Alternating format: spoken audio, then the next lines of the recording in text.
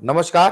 Candid conversations के नए episode में आपका स्वागत है। आज फिर से मेरे साथ प्रोफेसर अभय दुबे सर मौजूद हैं। सर, बहुत स्वागत है आपका। और इससे पहले कि मैं बात शुरू करूं, मैं अपने दर्शकों से एक बात समझाना चाहता हूं कि बहुत सारे दर्शक हमारे वीडियोस में कमेंट करते हैं, खास करके जो हम लोग लाइव डिबेट्स और डिस्कशंस करते हैं, उसमें लोगों का कहना ये रहता है कि आप लोग भाजपा वालों को नहीं आमंत्रित करते हैं और भाजपा समर्थक कोई भी उसमें नहीं होता है, तो दूसरा पक्ष हमें नहीं समझ में आता। हम समझते हैं कि जरूरी है कि किसी भी चर्चा में दूसरा पक्ष भी सुना जाना चाहिए, लेकिन प्रॉब्लम क्या है भाजपा समर्थक या भाजपा किसी नेता की, आप उससे जब सवाल पूछिए तो वो किसी सवाल का जवाब नहीं देता। वो पता नहीं कहां ईरान तुरान की बातें करता है और हर बात में यशस्वी प्रातः स्मरणीय प्रधानमंत्री मोदी जी की कृपा, तो वो बात हो नहीं पाती है। इसलिए शायद हम लोग अवॉइड करते हैं कि जो बात है उस पर कुछ तथ्य सामने रखे जाएं, और इसलिए हम लोग नहीं बुलाते हैं। कई बार बुलाने की कोशिश की गई है और वो बात नहीं निकल के आती है। और इसका प्रमाण मैं आपको बताऊं कि जब कल नरेंद्र मोदी जी नॉर्वे में थे, और वो यूजुअली सवाल तो इंडिया में कोई प्रेस कॉन्फ्रेंस करते नहीं, लेकिन जब से वो वहां विदेश यात्रा पे गए हैं, खास करके यूरोप के देशों में, वो सवाल उनसे किए जा रहे हैं। और सवाल दो ही हैं, एक ह्यूमन राइट्स का वायोलेशन को लेकर के और दूसरा प्रेस फ्रीडम को लेकर के है। मैं वो वीडियो भी दिखाऊंगा जो कल उनसे पूछा गया। लेकिन जो मैं बात कर रहा था वो इसलिए कि जो भारत की तरफ से वेस्ट के मिनिस्ट्री ऑफ एक्सटर्नल अफेयर्स के सेक्रेटरी हैं सीबी जॉर्ज, उनसे भी एक सवाल पूछा गया। और नॉर्वे में एक पत्रकार ने पूछा कि हम आपके ऊपर कैसे भरोसा करें जब भारत में ह्यूमन राइट्स वायलेशन की ये समस्याएं हैं और प्रधानमंत्री कोई प्रेस कॉन्फ्रेंस नहीं करते हैं, प्रेस से बात नहीं करते, क्या आप ये कहते हैं कि आने वाले भविष्य में प्रधानमंत्री बात करेंगे प्रेस से? उसके बाद उनका 13 मिनट का एक प्रवचन है। भारत 5000 साल पुरानी सभ्यता है और हमारे यहाँ संविधान है, हमारे यहाँ ये है, कोविड हुआ तो कोविड हमने वैक्सीन मार दी। अरे कहाँ की बात पूछी गई थी, वो क्या बात कर रहे थे? तो मुझे याद आया कि ये जो जवाब देने की स्टाइल है, ये लोगों ने याद की है कि सवाल कुछ हो और आप प्रवचन कुछ और देते रहिए। खैर, मैं सर वो सवाल दिखाना चाहता हूँ, वो जो पूछा गया था नरेंद्र मोदी से और किस तरीके से मोदी जी भागे वहां से, वो जरा एक मिनट देख ले, फिर हम लोग आगे बात करें।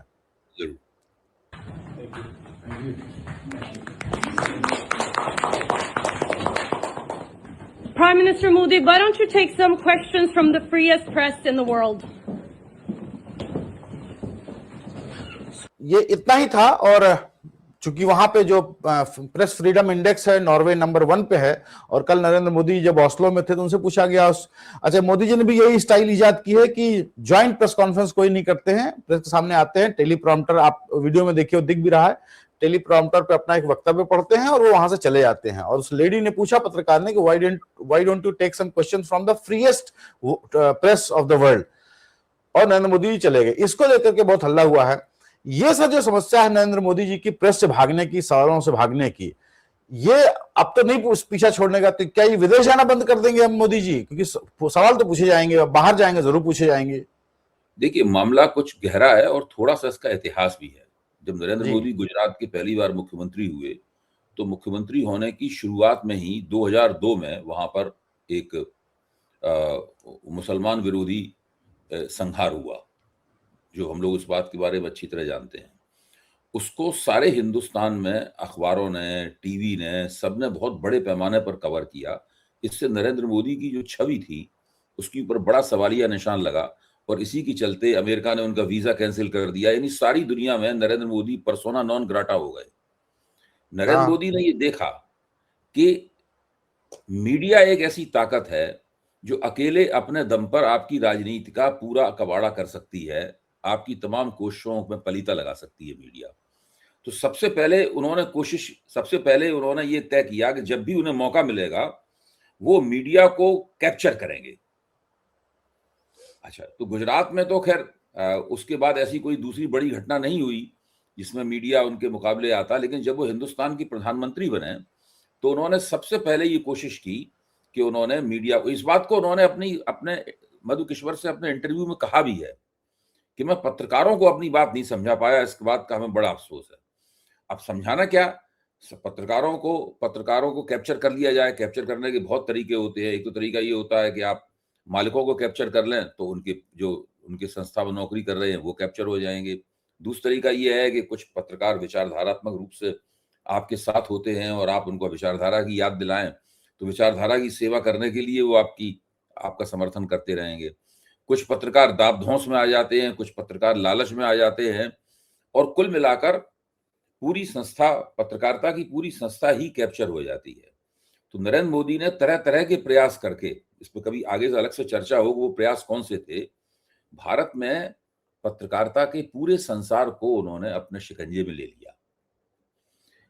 ये प्रधानमंत्री बनते तुरंत नहीं हुआ, इस काम में उन्हें 2-3 साल लगे, और 2-3 साल के अंदर पूरा का पूरा, इसमें कोई निरपवाद है, इसमें कोई अपवाद नहीं है, सबको उन्होंने अपने कब्जे में ले लिया। अब स्थिति क्या है कि जो एंकर हैं, संपादक हैं, ये सब तमाम लोग जो हैं, वो न केवल अपनी प्रस्तुतियों में सरकार परस्त हो गए हैं, पूरी तरीके से सरकार का गुणगान करते हैं, प्रधानमंत्री का गुणगान करते हैं, बल्कि अपने निजी जीवन में भी वो दिन रात उन तमाम ट्वीट्स को फॉरवर्ड करते रहते हैं, उन तमाम घटनाओं की रील बनाकर, घटनाओं की रील जो उन्हें सप्लाई की जाती है, इंस्टाग्राम पे डालते रहते हैं, जिन्हें प्रधानमंत्री के मीडिया डिपार्टमेंट, बीजेपी के मीडिया डिपार्टमेंट से उन्हें थमाया जाता है कि आप ऐसा कीजिए। आपको पूरे पूरे दिन आपको बड़े बड़े टीवी की रिपोर्टर बड़ी खबर कह के, केवल बड़ी खबर क्या होगी कि भारतीय जनता पार्टी का कोई वक्तव्य, उस मंत्रालय का जो मंत्रालय विवाद में, खासकर शिक्षा मंत्रालय विवाद में नीट पेपर लीक की वजह से उसका वक्तव्य, दिन रात ये लोग करते रहते हैं। इनकी हालत ये है कि सोने से पहले ये अपने इस कर्तव्य की पूर्ति करते हैं, सवेरे उठ के जब वो पॉटी में बैठे होते हैं तो फिर इस कर्तव्य की पूर्ति करते हैं। ये इनकी स्थिति है। ये सब कठपुतलियां बन गए हैं, और प्रधानमंत्री के जो रणनीतिकार और उनके साथी हैं, उनकी टीम जो है वो पपेटियर हैं, और वो अपने धागे जब हिलाते हैं यूं करके तो ये सब लोग उनकी धुन पर नाचते हैं। ये हो गया। अच्छा, ये जितने भी देशों में लोकतंत्र है, यानी चुनाव के जरिए लोग सत्ता में चुन के आते हैं, वहां भारत अकेला देश है जहां मीडिया पूरी तरीके से कैप्चर है, उसका सरकारीकरण हो गया है, उसका हिंदुत्वकरण हो गया है, पूरी तरीके से कैप्चर। इसमें कोई इसके अंदर वो नहीं है, इसे कहते अपवाद नहीं है कि साहब ये बंदा जो है वो कैप्चर नहीं है। जो बंदा कैप्चर नहीं भी है उसको भी मालिकानों ने साफ तौर पे कह दिया है कि आपको जो कहना है करो, जो आलोचना करना करो, प्रधानमंत्री के बारे में नहीं कहना है। अगर आपको प्रधानमंत्री, अगर कुछ आलोचना की भड़ास आपको लग रही है तो किसी और बंदे पे अपना नजला गिरा लो, प्रधानमंत्री के बारे में आपको कुछ नहीं कहना। उनके साथ भी यही स्थिति है। अगर उनके यहाँ कोई मेहमान आके प्रधानमंत्री की खिंचाई करने लगता है तो बाद में कहते हैं उससे कि भाई ये मत करो, प्रधानमंत्री को मत करो, और आपको जो करना हो, कभी अमित शाह पे नाराजगी निकाल लिया करो, पीयूष गोयल पे नाराजगी निकाल लो, प्रधानमंत्री के ऊपर मत करो। तो ये स्थिति है। नहीं सर, कई बार ट्विटर पे ये उन दर्शकों, जो पैनलिस्ट होते हैं अपोजिशन पार्टीज के या कुछ दूसरे मत के लोग, उनसे बाकायदा ट्रोलिंग करके ट्विटर पे भी झगड़ा करते हैं डिबेट के बाद। हाँ बिल्कुल सही बात है। अब जब ये लोग ये विदेश जाते हैं, प्रधानमंत्री खासतौर से पश्चिमी देशों में जाते हैं जहां पर पत्रकारिता की आजादी, अभिव्यक्ति की स्वतंत्रता बहुत ऊंचे स्तर की है, वहां पर इनसे सवाल पूछे जा सकते हैं, इस बात का इन्हें डर है। एक तो प्रधानमंत्री हिंदी के अलावा, हिंदी और गुजराती के अलावा दूसरी किसी भाषा को प्रभावी ढंग से बोल पाने में असमर्थ हैं। ये उनकी एक शिक्षा संबंधी सीमा है।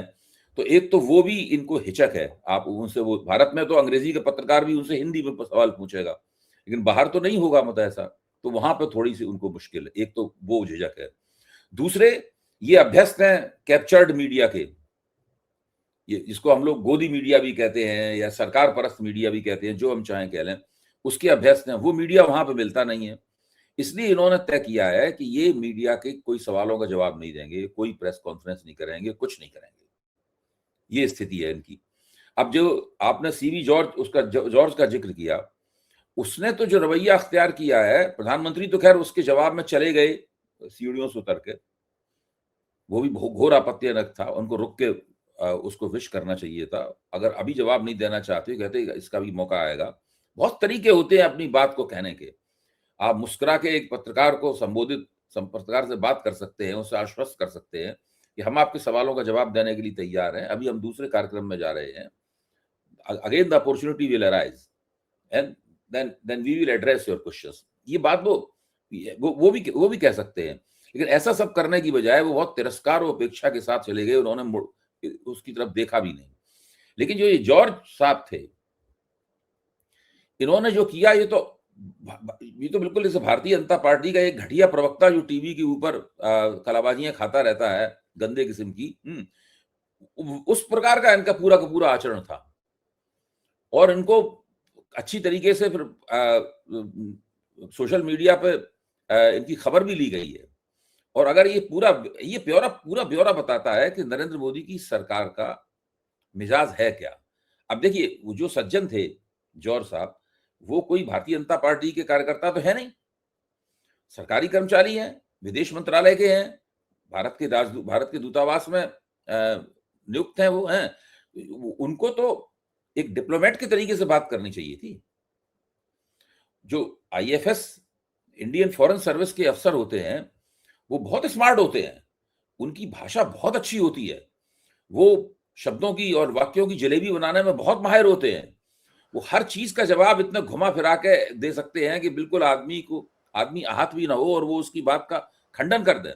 लेकिन ये इसका नहीं मतलब है कि ये छूत जो है इस सरकार की, इन लोगों को भी लगने लगी है। मैं सर एक बात जोड़ दूं कि सीबी जॉर्ज जब जवाब दे रहे थे तो हमने सर देखा वेस्ट में बहुत ही हम्बली बात किया था और एक एक आपके हाथ का मूवमेंट, आपके आंख का मूवमेंट का ध्यान रखा था। सीबी जॉर्ज बहुत ही बदतमीजी कर रहे थे, उंगली दिखा दिखा कर, you asked me a question, let me answer it, have patience. ये नहीं ठीक माना जाता। वहां के मैनेजम जो आपका था वो बहुत ही एग्रेसिव और बहुत ही खराब टाइप का था। आप एक डिप्लोमेट से ये विश्वास, ये एक्सपेक्टेशन नहीं होती है इस ढंग से बात करे। नहीं, ये भारतीय विदेश सेवा के अफसरों का तरीका है नहीं। वो नहीं नहीं नहीं जाते हैं वहां पे, उनके पास बहुत तरीके होते हैं इस काम को करने के, उन्हें यही ट्रेनिंग दी जाती है उनके प्रशिक्षण में। और दूसरे जो सर्विसेज हैं, दूसरे जो अफसर हैं आईएएस, उनके प्रशिक्षण में सबसे बड़ा फर्क यही होता है।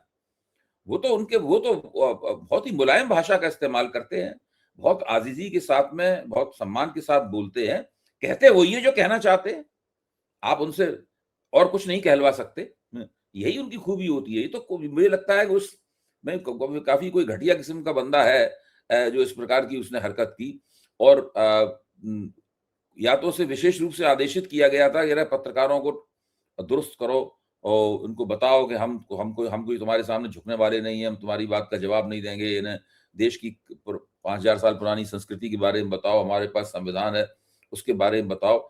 ये सब बातें बताती हैं कि नरेंद्र मोदी की सरकार के मर्म में एक निरंकुश सरकार चलाने का आग्रह है और वो निरंकुश सरकार चला रहे हैं और धीरे धीरे उसी निरंकुशता की तरफ देश बढ़ता चला जा रहा है। मैं ये नहीं कहूंगा कि अभी 100% निरंकुशता है। 100% निरंकुशता जब होगी तब तो बांग्लादेश जैसी स्थिति हो जाएगी जैसी शेख हसीना के जमाने में थी। वो तो मैं नहीं कहूंगा, लेकिन निश्चित रूप से पिछले 12 साल में देश, हमारा पूरा राजनीतिक माहौल इसी दिशा में लगातार बढ़ता गया है। और जो नॉर्वे में हुआ है वो इसका सबसे बड़ा दस्तावेजी सबूत है। ये अब डॉक्यूमेंट्री प्रूफ है जो कि दर्ज हो गया है कि इन लोगों ने वहां पर क्या किया। जी सर, ये मोदी जी की जो ये सारी स्थिति हुई है वहां जाकर के, इसकी गूंज हमें भारत में भी दिख रही है। और उसका सर एक उदाहरण है कि सुप्रीम कोर्ट परसों सुन रहा था इन किसी और केस को और उसने एक कमेंट किया कि जो ये उमर खालिद और शर्जील इमाम बंद है 5 साल से जेल में, उस पे उन्होंने कहा कि ये तो हालांकि सुप्रीम कोर्ट में ही वो मुकदमा चल रहा है, उन्हीं के यहाँ बेल सुनी जाती है, उनकी क्या जज कोई रिक्यूज कर लेता है, कभी जुरिसडिक्शन चेंज हो जाता है, कुछ तकनीकी दाव पेच में ही उनका फंसा हुआ। और जो जनवरी में जब फाइनल बेल पे लगी हुई थी और उसमें जजमेंट दिया तो गुलफिशा फातिमा जो एक लड़की थी उसकी जमानत कर दी और इसमें 2 लोगों को नहीं दी जमानत। और अब सुप्रीम कोर्ट अपने जजमेंट कर रहा है तो बड़ा गलत हुआ है। और इवन यूएपीए में भी जो है वो बेल इज अ राइट और जेल इज एन एक्सेप्शन। तो भाई आपको अभी तक ये नहीं समझ में आ रहा था कि ये 5 साल से बिना बात के, बिना चार्जशीट के, बिना ट्रायल के बंद हैं। ये मैं नहीं कह रहा हूं कि नरेंद्र मोदी जी से ये सवाल जब ह्यूमन राइट्स पे वहां विदेशों में पूछा गया तो किसी ने फोन करके जज साहब को बोला होगा कि तुम जरा इस पे करो, लेकिन सर नहीं लगता कि ये उसका एक रिफ्लेक्शन यहां तक दिखता है कि अचानक से लोग जाग गए हैं, शर्जील इमाम और उमर खालिद के लिए लोगों के मन में सद्भावना जाग गई है कि 5 साल से बेचारे क्यों जेल बंद है। देखिए, ये जो बातें जज लोग करते हैं मुकदमा सुनने के दौरान, ये एक जमाने में मैं भी इनसे उत्साहित हो जाया करता था। मैं भी मान लिया करता था कि शायद ये इतनी ऐसी बातें बोल रहा है, बढ़िया बातें बोल रहा है, तो ये जो फैसला देगा वो इन्हीं बातों के मुताबिक होगा। ये जो उसके विचार और उसके एहसासात हैं ये उसी के अंदर वो फैसले में दिखाई पड़ेंगे। लेकिन बार बार मैंने देखा कि ये बातें अलग होती हैं और फैसला वो अलग देते हैं। मुझे कोई उम्मीद नहीं है कि इस बारे में कोई फैसला होगा। एक और मामला चल रहा है जो 2024 में जो पिटीशन दायर किया गया था कि चुनाव आयुक्त को चुनने के सवाल के ऊपर चल रहा है, उसका चुनाव कैसे हो, उसमें भी इस तरह की बातें की जा रही हैं। ऐसा किया जा रहा, ऐसा देखने सुनने से ऐसा लगता है कि अभी वो पूरे पूरे कानून को जो है वो खारिज करने जा रहे हैं, और जैसे भी कानून खारिज होगा ज्ञानेश कुमार की नियुक्ति भी गैर कानूनी घोषित हो जाएगी।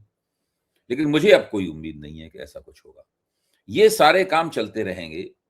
फैसला मेरा मानना है वही होगा जो कि हम लोग डरते हैं कि हमें वो फैसला सुनने को प्राप्त होगा।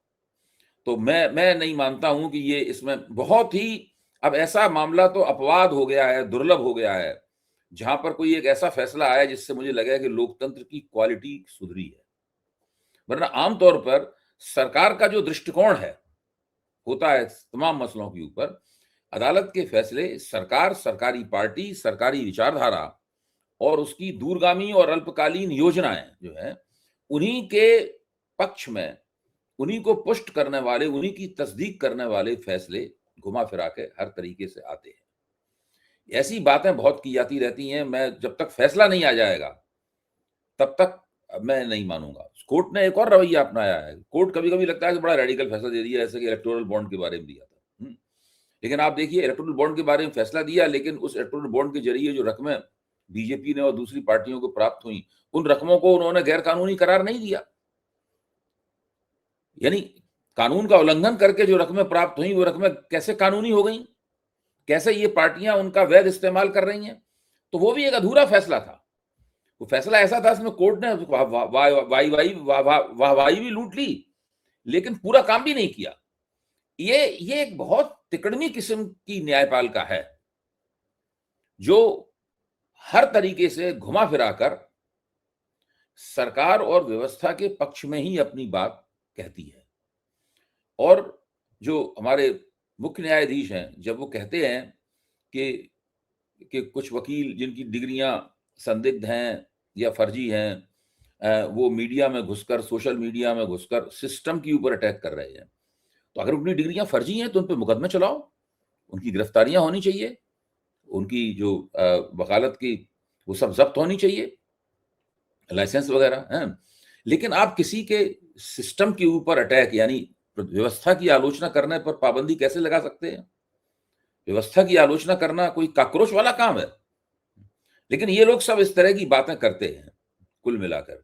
तो मैं तो मेरे लिए ये भारतीय लोकतंत्र का एक सबसे बड़ी विकृति है कि इस लोकतंत्र में शिकायत करने वाली जगह समाप्त हो गई है।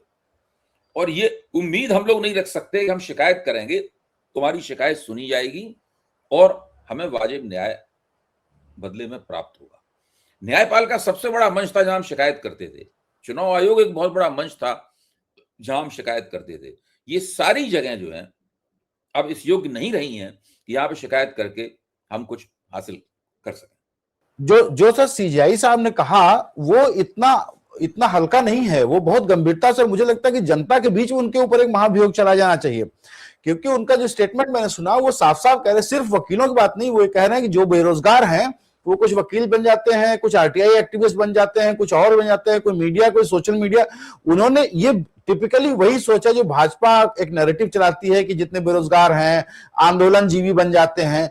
ये टिपिकली वो सोच है कि जिसको आंदोलन जीवी मोदी जी ने कहा था उसको वो कॉकरोच बोल रहे हैं और पैरासाइट बोल रहे हैं कि ये लोग कुछ बन जाते हैं। इस पर एक गंभीर बहस होनी चाहिए। आपको याद होगा जबकि आदरणीय सूर्यकांत जी के बारे में चर्चा चल रही थी कि अभी ये मुख्य न्यायाधीश बनने की लाइन में लगे हुए हैं, अभी ये मुख्य न्यायाधीश बनेंगे, तो जो लोग ये चर्चा करते थे ये कह के कितने निराश हो जाते थे, सोचते थे पता नहीं क्या होगा जब ये बन जाएंगे। तो वही हो रहा है जी। एक और है सर, अडानी जी के ऊपर से सर सारे केस खत्म हो गए हैं और वो अब समझ में आ रहा है कि जो हम लोग परेशानियां झेल रहे हैं या जो बार बार आप कहते हैं कि बिल्कुल पिट्ठू बन गए अमेरिका के, उसका फल तो अडानी जी को खैर मिल गया है। इस पे सर आपका एक वक्तव्य चाहूंगा कि अब हम लोग फाइनली, क्योंकि अभी भी वो तो कब्जे में ही है अमेरिका के, जिस दिन नरेंद्र मोदी जी मुंह खोलेंगे उस दिन अडानी को टांग दिया जाएगा। तो ये तो हम हमेशा के लिए क्या नतमस्तक हैं, अब जब तक मोदी जी हैं हम लोग अमेरिका के सामने सर नहीं उठा पाएंगे। देखिए, अभी मेरे एक मित्र ने एक बहुत अच्छी अंतर्दृष्टि प्रदान की भारतीय विदेश नीति के बारे में। उनका कहना यह था कि भारतीय विदेश नीति भारत को मिलाकर कुल 4 देशों पर आधारित हो गई है। वो 4 देश कौन से हैं? इजराइल, यूएई, यूनाइटेड अरब अमीरात और यूनाइटेड स्टेट्स ऑफ अमेरिका, और भारत को मिला के 4 देश हैं। मतलब सब कुछ इन्हीं के तहत, इन्हीं के दायरे में पूरा का पूरा घटित हो रहा है। अच्छा, इसमें सबसे ताकतवर देश अमेरिका है, बहुत ही शक्तिशाली है। वो किसी भी देश का वहीं बैठे बैठे बिगाड़ सकता है, उसका नुकसान कर सकता है। और मोदी जी का हाथ वहां पूरी तरीके से दबा हुआ है। कुछ मोदी जी ने खुद अपने प्रयासों से दबा लिया है, और कुछ परिस्थितियां ऐसी बनी हैं कि वहां पर दब गया है। अब आप देखिए, इसमें और भी कुछ पहलू हैं जिनकी तरफ ध्यान नहीं जाता। बताया जा रहा है और बार बार इस बात को जोर देके कहा जा रहा है, आज के अखबारों में भी मोटे मोटे हरूफों में छपा है कि अदानी जी वहां पर $10 अरब का निवेश करेंगे अमेरिका में। $10 अरब का मतलब हुआ 1 लाख करोड़ रुपया। तो क्या वो 1 लाख करोड़ रुपए के डॉलर्स जो हैं वो रिजर्व बैंक से खरीदेंगे? नहीं खरीदेंगे तो उनके पास वो कहां से आएगा पैसा? या वो उसका एक छोटा हिस्सा जो उनके पास अपनी संपत्तियां होंगी विदेश में, उनको बेच के जनरेट करेंगे और उसको मार्जिन मनी के तौर पर इस्तेमाल करेंगे और विदेशी बैंकों से कर्ज लेंगे? क्या इतना बड़ा कर्ज उनको मिल जाएगा? और अगर इतना बड़ा कर्ज उन्हें मिल जाएगा तो उन्हें बहुत भारी दर पे जो उसके ऊपर ब्याज लगने वाला है, वो ब्याज वो कहां से देंगे? ये बहुत बड़ा सवाल है। रिलायंस ने भी कह रखा है, ट्रंप ने खुद ही ट्रुथ सोशल पे घोषणा की कि रिलायंस $25 अरब वहां पर, 2.5 लाख करोड़। तो ये सब लोग इतनी विदेशी मुद्रा कहां से लाएंगे उस वक्त में जब भारत का विदेशी मुद्रा का भंडार जो है वो लगातार गिर रहा है, उसका क्षय हो रहा है। इनके पास पूरे जो अपना इंपोर्ट है, आयात है, उसका बिल चुकाने के लिए भी लंबे अरसे के लिए व्यवस्था इनके पास नहीं है। अगर इसी तरीके से मामला चलता रहा तो महीने 2 महीने के अंदर ये लोग 1990 का वही पेमेंट क्राइसिस हिंदुस्तान में पैदा हो जाएगी जो 1990 में पैदा हुई थी। इससे आप अंदाजा लगा सकते हैं ये लोग कहां खड़े हुए हैं। लेकिन कहीं ना कहीं मोदी सरकार ने अदानी जी को यह आश्वासन दे रखा है कि तुम ऐसा करो, ऐसा करके ही वो अमेरिका में उस फ्रॉड के मुकदमे से बाहर निकल सकते थे। वो और उनका भतीजा सागर अडवाणी, उन्होंने जो पेनल्टी चुकाई है, दंड दिया है, वो अलग है। वो तो 171 करोड़ का दंड अलग है, उसका इस निवेश से वैसा कोई सीधा ताल्लुक नहीं है। वो 8% की जो उन्होंने फ्रॉड किया था उसका 8% तो वो दंड के तौर पर उन पर लगा दिया गया है। वहां भी उनको रियायत मिली है।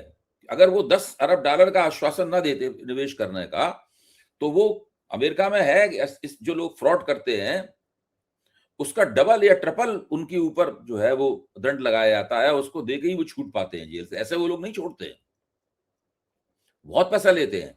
इनको उसका जो ब्याज था उस ब्याज के बराबर पेनल्टी इनके ऊपर लगाई गई है, तो इसका उन्हें फायदा हुआ है। अब उन्होंने आश्वासन दे दिया है, अब वो आश्वासन है, अब वो अपने हिसाब से कभी भी उस काम को कर सकते हैं। लेकिन कैसे करेंगे? मोदी जी का आदेश होगा तभी रिजर्व बैंक उनको $10 अरब देगा, और $10 अरब देते ही भारत का जो कोष है, विदेशी मुद्रा कोष है, उसके अंदर एक और गिरावट हो जाएगी। ये बहुत चिंता का विषय है। जिस तरीके से पूरी भारतीय अर्थव्यवस्था चल रही है और ये क्रोनी कैपिटलिज्म चल रहा है, तो मुझे तो हैरत होती है। क्या लोगों को ये नहीं लगता कि इनके जब राजनीतिक परिणाम निकलेंगे तो राजनीतिक परिणामों को कैसे उनको प्रबंधित करेंगे, उसकी भी तिकड़म इन लोगों के दिमाग में होगी। कोई झूठा नैरेटिव चलाएंगे, कुछ वो बोलेंगे, तो ये कर रहे हैं जी। सर, अब जरा विदेशों से हम लोग जरा देश की राजनीति की बात कर लें। बंगाल चुनाव तो सर एक टर्निंग पॉइंट था बीजेपी के लिए, और उससे काफी किक मिली है बीजेपी को, और खास करके उस हिंदुत्व राजनीति और SIR का जो फॉर्मूला इजाद किया है। अगला सबसे बड़ा चुनाव उत्तर प्रदेश का है। लोगों का ये कहना है कि अखिलेश यादव के वोट डर गए हैं कि अब तो जो है वो हाथ से निकल गया यूपी भी। यहाँ पे सिर्फ 2-3 मुद्दे हैं। SIR तो खैर जो हुआ ही है, वो अभी तक नहीं समझ में आ रहा किसके वोट ज्यादा कटे हैं। लेकिन आमतौर पर जो देखा जा रहा है वो नाराजगी यहाँ भी बहुत बहुत ज्यादा है, और 10 साल से सरकार है तो एंटी इनकम्बेंसी है, बहुत सारी परेशानियां हैं लोगों की। दूसरा परेशानी है भाजपा की जो अंदरूनी कलह है। अभी यहाँ पे मंत्रिमंडल का एक कहने को विस्तार भी किया गया, उसमें 6-7 मंत्री बनाए गए, और वो सब इनके आला कमान की चॉइस थी। और यहाँ पे शायद एक रेजिस्टेंस योगी आदित्यनाथ खुद हैं, जो कि उनको कुछ ऐसे ही साधारण से विभाग सौंप दिए गए हैं, और वो काफी अंदरूनी खींचतान हम लोग देखते रहते हैं। ये क्या कहना सही होगा कि बंगाल जीत गए तो यूपी जीतना पक्का है भाजपा का, या 27 का फैसला 27 में ही होगा, और यूपी की जनता, ये बात यूपी सही का है कि 27 का फैसला 27 में ही होगा। बंगाल और यूपी में कोई समानता नहीं है, कुछ नहीं है।